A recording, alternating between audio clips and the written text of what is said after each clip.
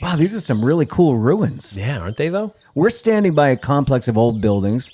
There's brick walls with bars in the windows. There are stone structures. And in the middle is a brick building that kind of looks like it's in pretty good shape. And this complex has been here a really long time. It looks like it. What's it doing way out here in the middle of nowhere in East Granby, Connecticut? So originally it was a copper mine that dates all the way back to 1709, but later it became Newgate Prison. Ah, so the bars and the windows make sense. Right, then. right, This right. was a prison. Are we here to do some hard time, Jeff? Sort of. But the good news is if the history is any indication, this won't be a tough prison to get out of. The other thing about Newgate Prison in East Granby, they say it's haunted. Hey, I'm Jeff Belanger. And I'm Ray Auger. Welcome to episode 351 of the New England Legends podcast. Thanks for joining us on our mission to chronicle every legend in New England, one story at a time. We're glad you're with us, and we'd love for you to be with us twice a week as we bring you stories of ghosts, monsters, roadside oddities, true crime, and other high strangeness. So please hit that subscribe button wherever you listen to your podcasts. It's free, and it's one of the ways that you can support what we do. We'll explore this haunted mine and prison right after this word from our sponsor.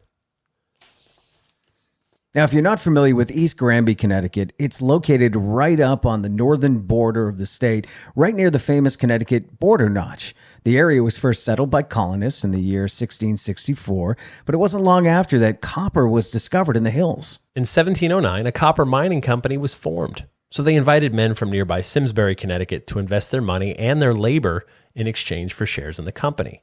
64 people agreed, and they began to dig. 2 shafts were dug, one almost 80 feet deep, the other about 35 feet. Other caverns were dug into the network off of those main shafts to mine and get more of the ore. They pulled copper ore out of the ground by the bucket. One of the problems this company faced was a British law that prohibited smelting in America. So the copper was broken from the ore by hand, sent to Hartford, then on to New York, where it was shipped to England for smelting. Now, all that transportation added a lot of time and expense to the operation, and it minimized the profits. After 4 years, the business went under. Then in 1714, the mine was resurrected with an infusion of money and skilled miners instead of locals with picks and shovels. Slave labor was also brought in from nearby farms. Though production was up, still wasn't enough to sustain, so the mine closed up and sat empty for years. So decades later, 1773, the Connecticut General Assembly, they're eager to build a central prison for its convicted criminals. And after learning about the mines, they thought this could be the perfect solution. A deal was struck, and so that's where we'll begin. Let's head back to 1773 and explore this prison. It's May of 1773 here in Granby, Connecticut. Colonel William Pitkin, Aratus Walcott, and Captain Jonathan Humphrey are scouting the old copper mines on behalf of the Connecticut General Assembly. Now, though the tunnels are more than 60 years old, they appear sound.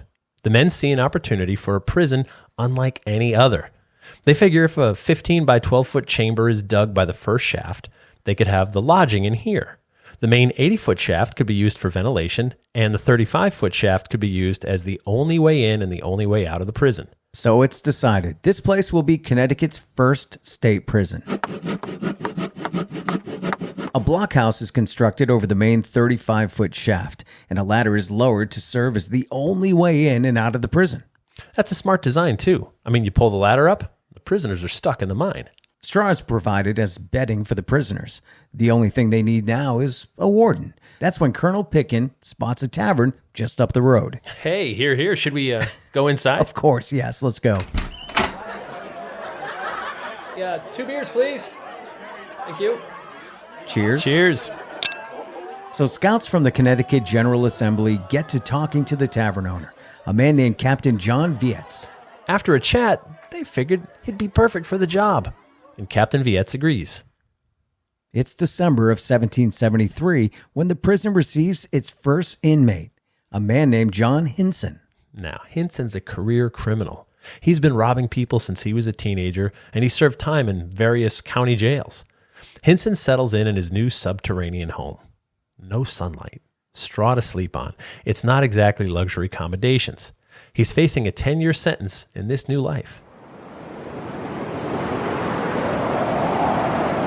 It's day 18 of Hinson's sentence. A big snowstorm is dropping piles of snow in the area. It's late, around midnight, when Warden Vietz thinks he hears some commotion coming from the tunnels. But the snow is falling so thick he can't see much, so he calls down in the tunnels, but receives no answer. He calls down again, but hears only silence. Vietz lowers the ladder and descends into the tunnels. Warden Vietz finds Hinson's straw bed, but there's no sign of the prisoner. The tunnels are empty. Back at the surface, doesn't take long for Vietz to figure out what happened. His prisoner had an accomplice who lowered a rope down the 80-foot ventilation shaft, and Hinson simply climbed out in the night. So it took the first prisoner 18 days to escape an inescapable prison. Embarrassing. Definitely embarrassing. So changes are made. First, an iron gate is secured over the main ventilation shaft. And second, it's decided at least 2 guards need to keep a night watch at the prison at all times. Pretty soon, more prisoners are brought into the now secure Newgate Prison, and they're put to work. The state figures the prisoners can keep working the mine. It's free labor. They can make the prison larger for the state, and the copper still has some value. Right. I mean, what could go wrong giving prisoners mining equipment in their prison? Don't be so negative, Ray, you know? I'm sorry. So anyway, months pass. The prison continues to serve its function. It's expanding, taking in criminals, and hopefully serving as a deterrent to others not to commit crimes or, you could end up down here. The prison has only been in service about a year and a half when the world suddenly changed.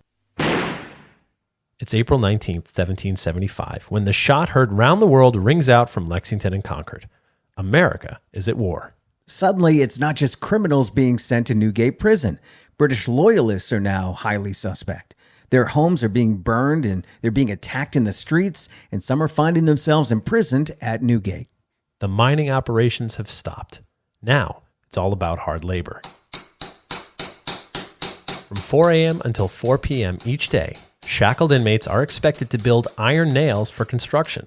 Fall behind on your work, and you get lashes. Life inside the prison is hard. It's more than some men can take. It's spring of 1776 when several prisoners spend weeks collecting dry straw and bringing it below. Once they've gathered what they believe is enough, they get to their plan. So the prisoners are gathering up their straw. They're setting it by a wooden door that's blocking one of the exits. With the hay ignited, the plan is to burn their way through the door. What the prisoners hadn't figured is how damp it is down here. The hay burns, but the door just smolders, filling the tunnel with smoke. Not only does the escaped attempt fail, but one prisoner dies from the smoke. More years pass, and the prison continues to expand. It's May of 1781. There's now 27 soldiers guarding this facility. One night, 2 guards are pulling up the ladder for the night when suddenly the prisoners scramble up the ladder with rocks and homemade weapons, attacking the guards on duty. One of the guards is killed in the assault. The prisoners round up all the night guards and all the soldiers sleeping and send them all below. With the guards out of the way, the prisoners escape en masse. It's November of 1782 when fire is set to some of the wooden buildings at the surface, allowing another escape. It's clear to the Connecticut's General Assembly that this place is dangerous. Working here is dangerous, and being a prison here is dangerous. After the Revolutionary War ends, a proper prison is constructed above ground. The walls are made of brick and stone with iron bars in the windows. The prison capacity is now 50 inmates. Escapes happen much less in a building designed to be a jail. But life for prisoners wasn't much better than when they were housed below ground. Part of daily life is being chained up to a post and forced to march on a long cylindrical treadmill that drives a wheel to grind grain and other engines. The prisoner referred to this place simply as hell. It's September 28th, 1827. Tomorrow, the last of the prisoners is being transferred to the newer Wethersfield State Prison. That's when inmate Abel Starkey makes his move. He still has 17 years left on his sentence for counterfeiting. He's desperate to escape, so he bribes a guard with $50 to leave a rope and water bucket hanging down the 70-foot shaft. With the grate already removed, freedom lies just a short climb away. The guard agrees. Abel climbs the rope, hand over hand, inching closer and closer to daylight. But just as he nears the top, the old rope snaps. And Starkey falls to his death below. And that brings us back to today. Now, there were attempts to reopen the copper mine between the 1830s and the 1850s, but none of those efforts worked out. But then something pretty amazing happened in the 1860s. And what's that? Well, folks in the region were curious about the old prison and the old mine. So the landowner began to offer candlelit tours in the mines and tours of the old prison buildings. So basically, the ruins of the mine and prison have been a tourist attraction since the 1860s? Yeah, crazy, right?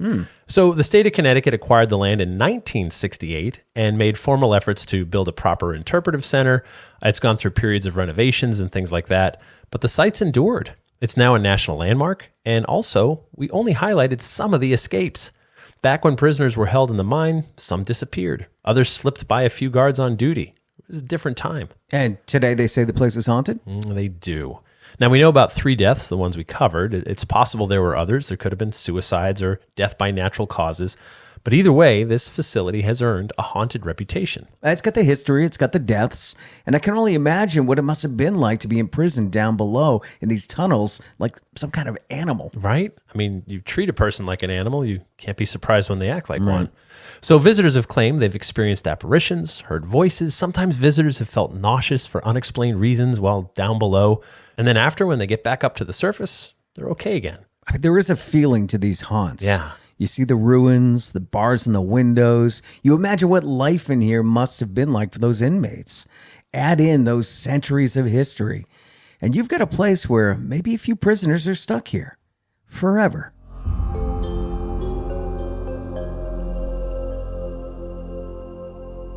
We hope you'll stick around just a little longer because we've reached After the Legend. We take a deeper dive into this week's story and quite often veer off course. After the Legend is brought to you by our Patreon patrons. Thank you, patrons. You make this show happen. They support us and help us with production and marketing costs, our hosting, and everything else it takes to bring you 2 episodes each week.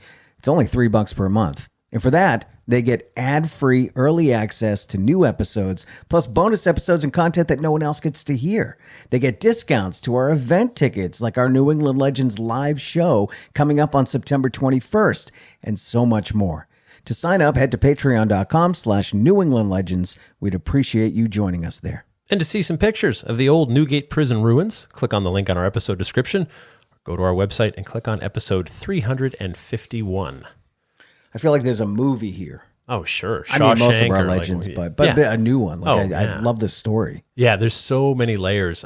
More than 3 centuries of active human activity and digging in the ground and pulling out the, iron and or the copper rather. Copper, yeah. And then I get it. I get how you would see that and be like, oh, this would be a perfect prison. Yeah. Until you give prisoners mining tools where they can dig out. It's funny how experts really aren't experts sometimes. They don't think like a prisoner. No. It's so working on Ghost Adventures all these years. We have filmed in many a prison. I've spoken to corrections officers, former inmates. I've talked to wardens. And I remember, wardens and corrections officers saying, look, you're there for an 8-hour shift, right? They're here for 24 hours.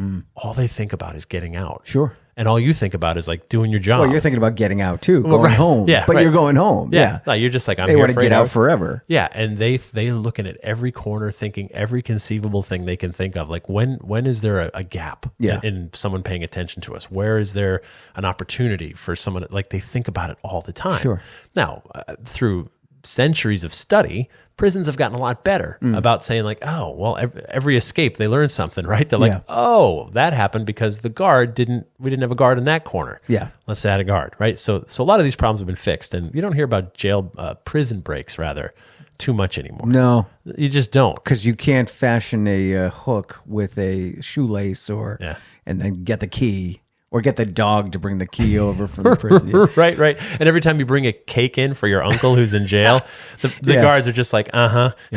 Just reach right in, They just grab that file. pull the file right out of the cake. They're like, okay, get out with your cake. We've seen that movie. But life in those prisons, and this one, they really called it hell. And I get too. So when you're 60 feet below ground, the temperature's probably pretty steady. You're closer to hell. You are, Yeah. right? But so I thought, I'm sure they were like, oh, well, it'll be comfortable. We don't have to Sure. worry about, any of that stuff. But on the other hand, sunlight, like you need a window, you need something, like endless. It's almost torturous at this point. I agree. I think it is torture to defy someone of being outside. And now, of course, there's the other side of it. They will say like, folks, these are criminals. Right. They did bad things. But counterfeiting? Well, right. That is, that's yeah. Well, theft. Well, now there's like white collar jails and, Yeah. Country clubs. Yeah. Well, if you're rich, you get to go to the really nice jails, But that's one of those things where you forget that life on the inside of any prison, but especially back then when there weren't nearly the rules. Yeah. That, guards aren't allowed to whip prisoners today. Back then that was normal. Right. You did something, you got beat. Yeah. And that just builds up the animosity between the prisoners and the guards. Yeah. It makes you a little bit more animalistic too. Well, I think there's some degree of respect between most inmates and most guards. I think most guards, hey, if you don't make my life hard, I won't make your life any harder. Right. We'll just treat each other with some form of mutual respect that's in here. Yeah. You do as you're told and whatever. If I'm beating you and being abusive to you and you get the chance to hurt me, you probably will. Right. You'll be the first. Part of that respect is probably like, hey, remember I was never. Yeah. And you're like, hey, not him. That's why I'm nice to everybody. Yeah. You never know who's going to snap and they're going to say, oh, but you were nice to me. Yeah. You're going to move on to the next person. Right. Yeah. Oh, yeah. You were. Exactly. Yeah. So, I mean, another reason not to be a jerk. It's got to be scary being a guard at a prison. Oh, of course. But like you said, and I know some, and they seem like level-headed, fine people. Yeah. They're not, traumatized by going to work every day. So there is that respect. They're going to be treated well if they treat the prisoners well. Right. Everyone's in there for a reason. If you know your reason, then everyone's going to get along. I've interviewed guards that have said, one of them says, look, I think like 90% of the people in some of these prisons, he's like, in different circumstances, we might be friends. Right. Like we might go fishing together or whatever. Sure. He said in a span of like probably 10 or 15 seconds, these folks made a horrible decision, or they weren't thinking, and they did something really, really dumb, bad, wrong, and now they're in here. And they're paying for it? And they're paying for it. He said, now, there is about 10% where you realize, he's like, I think these people were just born evil. Sure. But it's the minority. It's the overwhelming minority, not the majority at all. He said, they're just bad. And if they get out of here, they're going to hurt somebody. Right. And they need to stay in here and not hurt the other people who just made a bad choice and need to serve their time and get out. So that was always really striking to me. So you're in a bar, someone bumps into you and spills their drink all over you. You're mad, but you don't kill them. Right, exactly, yeah. And someone else snapped. They had a really bad week. Everything's just going wrong. And that's the moment they just grab the steak knife on their table and end someone's life and go, oh, what did I do? Right. And now, that's the difference. And there's some people that just don't care. You do spill a drink on them, they will stab you. And those are the laugh. people that need to stay. And the other one just snapped and had a really bad day, and now that's going to cost them decades of their lives. That's prison life is so different. And having filmed in so many for Ghost Adventures, been in so many, looking for ghosts myself, it's easy to imagine. I mean, I'll tell you, I remember Eastern State Penitentiary in Philadelphia. It's still preserved. This is where we get the word penitentiary. I think it's the oldest in the United States. And you walk down these hallways and you step into one of the cells. The doors are open. And especially at night, like there's some ambient light out in the hallway, but the cells are black. Sure. I mean, they're small to begin with. Yeah, small little room. And the door's open, so you can step in and step out. But I stepped into one. I stepped back 3 feet from the door into total darkness. Ugh. And I was just like, I'm really not comfortable, right? And for some people, that's called Tuesday night, right? Yeah. Like for a long, long time, like that, and the door was shut, and this is it, and you're in this cage, and everyone around you is angry and sad and despair, and my life is worth nothing. I'm just in here like a rat. So you die in there, you're most likely going to become a mean spirit. There's no happy ghosts in a prison, so it's going to be one of the scariest haunted locations to be in, I would think. I was at Ohio State Reformatory. If you've seen the movie Shawshank Redemption, that's where they filmed it. Okay. That's the actual jail, but it was a prison for many, many years. And I was talking to an inmate who now gives tours there. Oh, yeah? And he said, right here, and there's like these 6 stories of cages. He said, right here, I watched a guy get his guts just ripped out of him with a shiv. Oh. And like nothing. Yeah. Like the guy was just like, you're nothing, and I'm doing this to you. And the guy just bled out on the floor. And imagine you're another inmate and you saw that. Right. Like, he didn't care. That guy's worth nothing. Nobody cares. And if that was me, no one would care. Right. Oh, I think you share your dessert with that guy the next day. Right. You can have Just my wanted to bring cookie. you this cookie. Yeah. Yeah. Don't stab me. So, let's avoid prison and jails, folks. Now, if you've got a story you think we should check out, please email us anytime through our website. We love hearing from you. Plus, most of our story leads come from you, so please stay involved with us. Other ways you can help is to hit that subscribe button, post a review, or just tell a friend or two about our show. The more people listen, the more stories that come in. We'd like to thank our sponsors. Thank you to our Patreon patrons. And our theme music is by John Judd. Until next time, remember, The bizarre is closer than you think.